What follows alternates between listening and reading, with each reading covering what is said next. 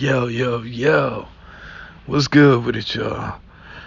It's your boy Lamborghini Preem back once again talking this boxing shit. And of course, as always, make sure you hit up my official site, hustlegameboss.com, and check out my latest album, It's My Turn, the Throne Ascension LP, the deluxe edition. You know what I mean? It's got a few bonus tracks on there. In addition to that, make sure you check out hustlegameboss.com/shop and get all things Supreme. Well, get the shit that you like, you know what I mean? I got all kind of shit on there. Hoodies, t-shirts, hats, it's all good. But, this video is pretty important, man. So we're going to leave the advertisement to the end, for the most part. I had to drop that in the beginning because that's my trademark, you already know. But I just wanted to speak on this, a few things actually, not just this. First thing, my recent sabbatical from YouTube. I want to address that a little bit. All right. First things first. I've been simultaneously working on 2 brand new albums. The first of which is called The Bachelor Life. And the other one is called The God Album. Both of them set to be released next year. I'm very excited about them. I'm about 15 songs in on each project. And just at the point now where, I'm going to record maybe about 10 or 12 more songs a piece and see how they turn out and then pick the best ones and put that shit out for y'all. I'm also going to be doing some very interesting things as far as my visuals and videos being released. Like the way that I'm going to release them, I'm going to alter that a bit. I'll speak more on that a little later on when, things have fleshed out a bit more. But as of right now, I have another plan that I can't wait to unveil. And I also can't wait for you guys to see some of these visuals. Some of them a little backdated because I shot those and then like I shot the videos for songs around the same time I recorded them.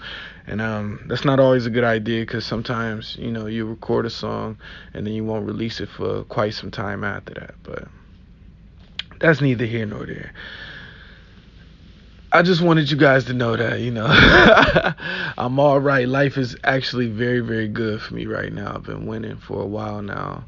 Things have been looking up, man. And I'm just looking forward to showing you guys all of the positive changes in my life. And you'll definitely see it soon. I'll actually be doing some videos on this channel that's not just my commentary per se. It's going to be a few of my workout videos I'll post out for y'all because I'm looking good as of late. So, I kind of want to flex a little bit.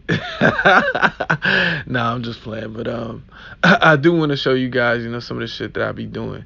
Just in case you're a fan of mine personally, outside of, the boxing shit. If you're a fan of my music, just a fan of me as a person, it'd be some shit for you to look at and, either gain or maintain some respect, you know what I mean? So, with that being said, let me move on to the topic at hand. This video right here is to address the aftermath of the recent mega fight between my man Anthony Joshua. My man, I love Anthony Joshua. And Andy Ruiz, Big Andy. You understand? I fuck with Andy. I got a lot of respect for Andy too. A lot of people upset with the fact that of how he conducted himself, or not conducted himself, how he answered the questions in the post-fight interview as it relates to his weight gain for the fight. And not me. I'm not mad at him. I guess people want to be lied to. I don't want to be lied to.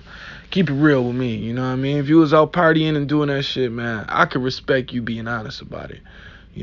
Without motherfuckers having to, you say that, he just had a better game plan or some shit like that. Then the next thing you know, is fucking reports coming out, Instagram videos and pictures and shit, you popping bottles and shit. Like, nah, G, just keep it a bean. You know what I mean? You fucked up. You went a little too far over the motherfucking edge doing all that partying because you got all that bread. And of course, man, it's something to be said about being the first ever Mexican heavyweight champion of the world. You know what I'm saying? That is huge. You know what I mean? This guy is a mega star in Mexico because of that shit now. So not only much respect to him, but I do understand how, I can understand how shit can go left training wise after that kind of shit. You know what I mean? I can't sit here and lie and say that I would have been too much of a better man as it relates to that, but I mean, shit, you know. You gotta keep things in perspective. Personally, I would have tried to party maybe after the second fight, however it went. You know what I'm saying?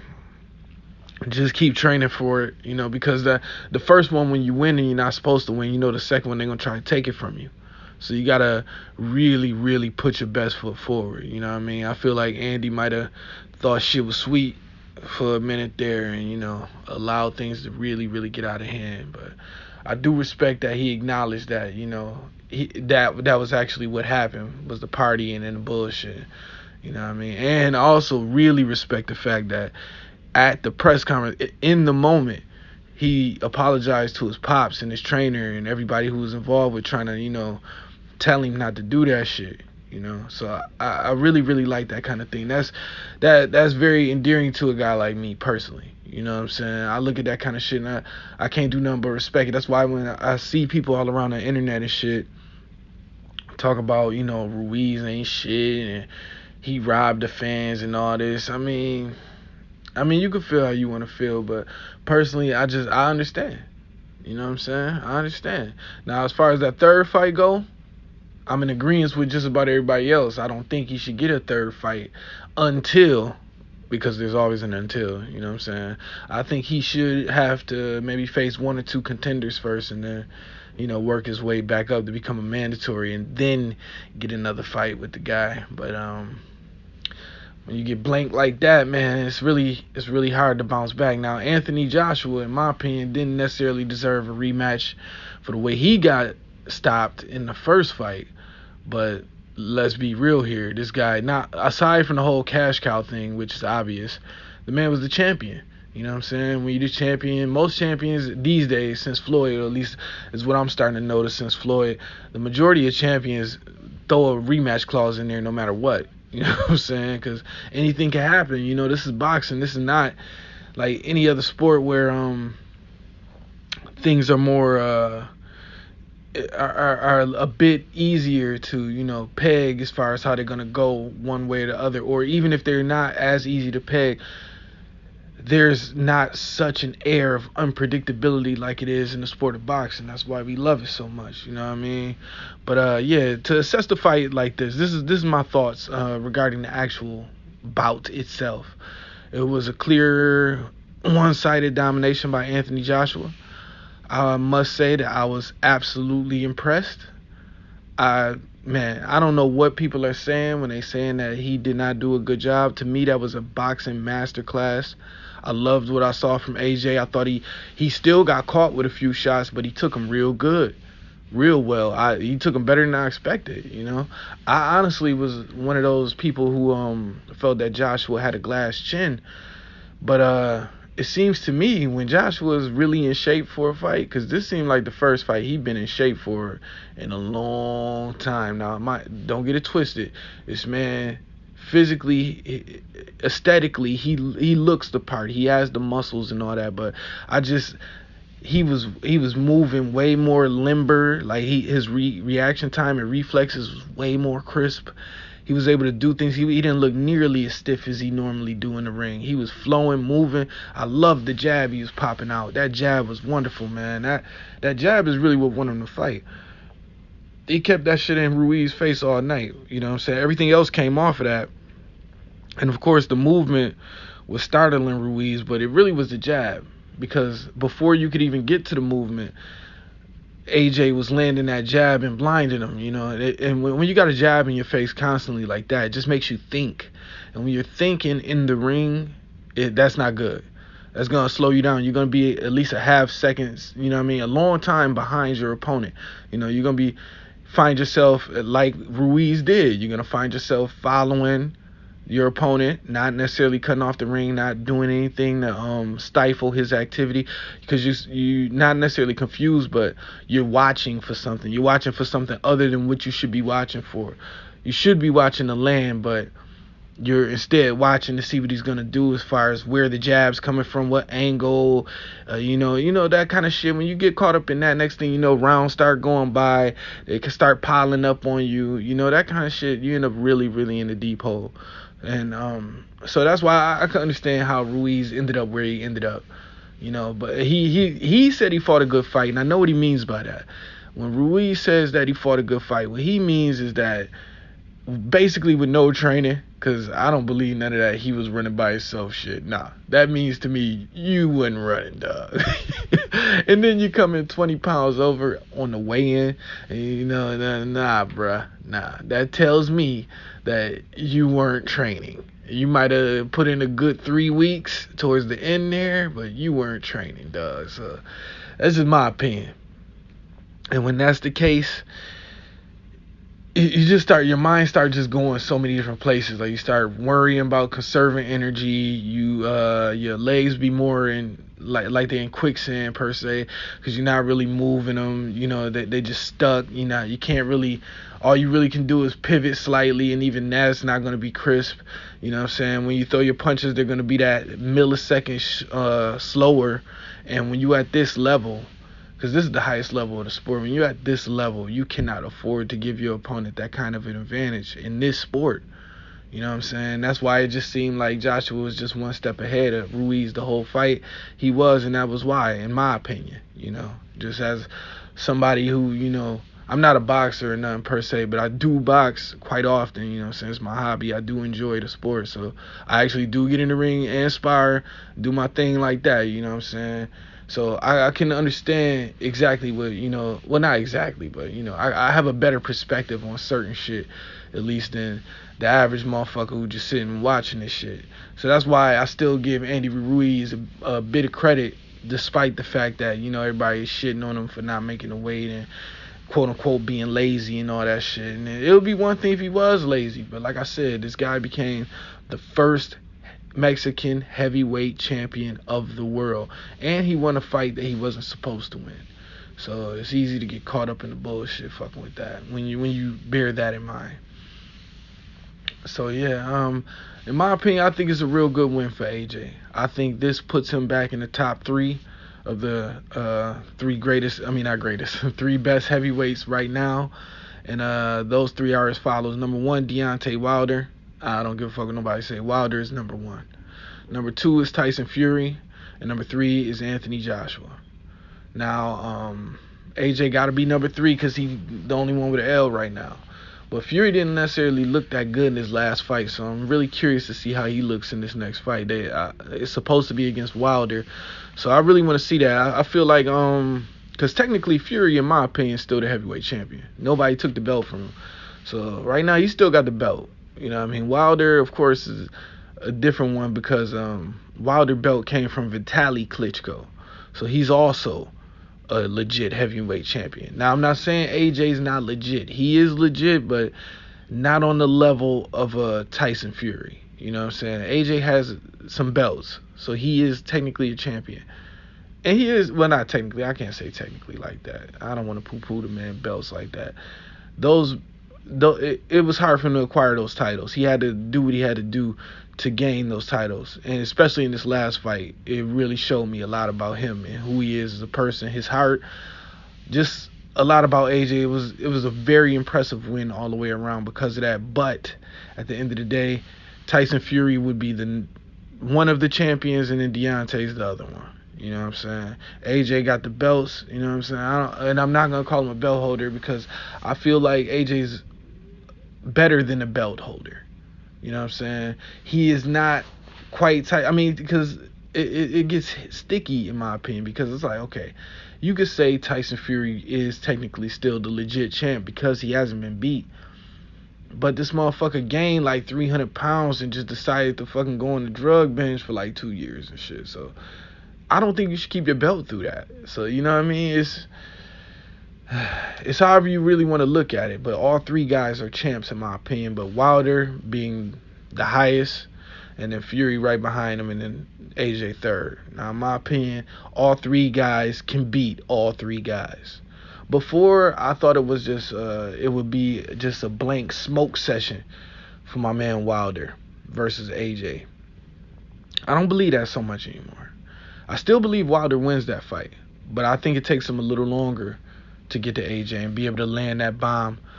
I feel like Ortiz showed us a few wrinkles in Deontay Wilder's game that he may need to improve upon before, if he's trying to blank AJ and get him out of there in like 2-3 rounds, because as it stands, I didn't. Normally, when you watching an AJ fight, you expect him to, lose stamina somewhere in the middle. Like usually he run out of gas and then he gets a second win later in the fight. But this fight, he didn't. He was good money the whole fight, man. He was good money. I didn't see that, and he was doing way more moving in this fight than I've seen him in many of his previous other fights. In fact, the vast majority, if not all. So, I'm thinking now, Wilder, because Wilder actually has a pretty good jab too. Nobody really gives him the credit, but he has a pretty good jab, man. Not in the sense that it's like a Lennox Lewis like technically sound, 100% technically sound type jab, but I look at it more as like a precursor to the right hand. Those right hands that he lands are only because of the jab that he throws before him. Almost every big right hand that he's taking somebody out with, it was preceded by a good jab or two. You know what I'm saying? Wilder don't get the credit, but he's definitely got a great jab, and he's pretty good in there, especially on the inside. I gotta give Wilder a little more credit. I didn't think he had as good an inside game as he does, but he showed me during the fight with Ortiz in the spots that they were inside that he actually could hold his own a little bit, because I expected Ortiz to dominate that part of the fight, and he was winning, but he wasn't dominating, not dominating. So I still take Wilder in the fight against AJ, but instead of it being 3 rounds, I say about 8 rounds, 8-9 rounds. Will Joshua have a chance to actually get past Wilder and win a 12-round decision? No, I don't think so. Not without hitting the canvas at least 2-3 times. Because at certain points during the fight, my man AJ actually he lulls on his defense a little bit. You know what I'm saying? Like he'll have moments where he gets caught with shots that he just shouldn't get caught with. And against a guy like Deontay Wilder, you can't do that, and he will do it. And when it happens, he gonna get caught with a bomb, and it's gonna be probably lights out, man. Because Wilder's a cold boy, man. That right hand is the mind eraser. I've been said that. You know what I mean? And now it can be avoided, or like my man Teddy Atlas said, you get a guy in there who's determined to take it.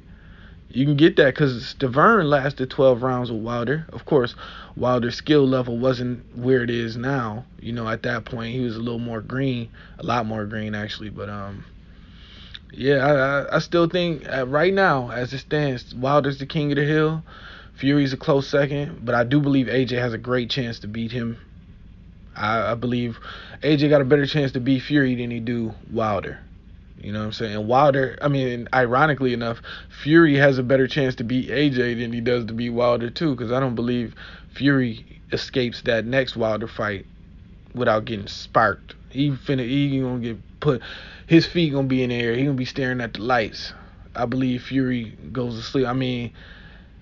For no other reason than because it took so much effort for him to stay away from Deontay basically for most of that fight, and rack up as many points as he did, and he still got dropped twice and damn near, should have been counted out in that last one.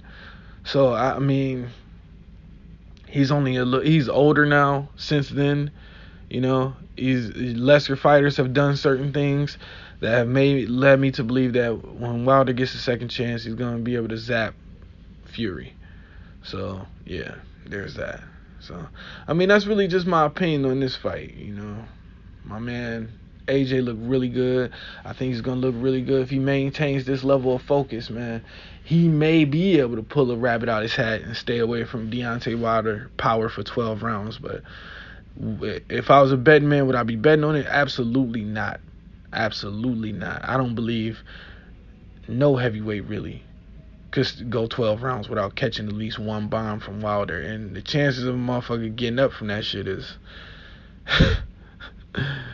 slim to none. So yeah, that's my thoughts on it right now. I think people being a little too hard on my man Ruiz, man. Does he deserve a rematch immediately? No, but eventually, yeah, yeah. Give him a rematch eventually. Let him win a few more fights, climb back up the rankings. He only getting one or two, put him right back where he need to be. But I also saw somebody comment on YouTube somewhere randomly that I thought was perfect. It was actually summed up everything really well when he said that at the time, this is before the AJ Ruiz fight, but AJ versus Ruiz winner should fight the Fury versus Wilder winner. Wonderful. And the loser of AJ versus Ruiz should fight the loser of Fury versus Wilder. And I think that's wonderful. The loser bracket, whoever win that one, get another shot. You know what I'm saying? That's the kind of shit I like to see. That's three big mega fights over and over and over again. You know? And so that's really good for the sport. It's really good for these fighters. And it's just some shit as a fan I would love to see. So with that being said, man, I'm taking my shot, moving on to the next, man. It's been good. I'm gonna try not to stay away as long this time, but you know what I'm saying? Shit do happen, and time is not I don't always have a lot of that to go around, but when I got it, I try to come see y'all, you know what I mean? So with that being said, I'm gonna be around. Holla at me. 100.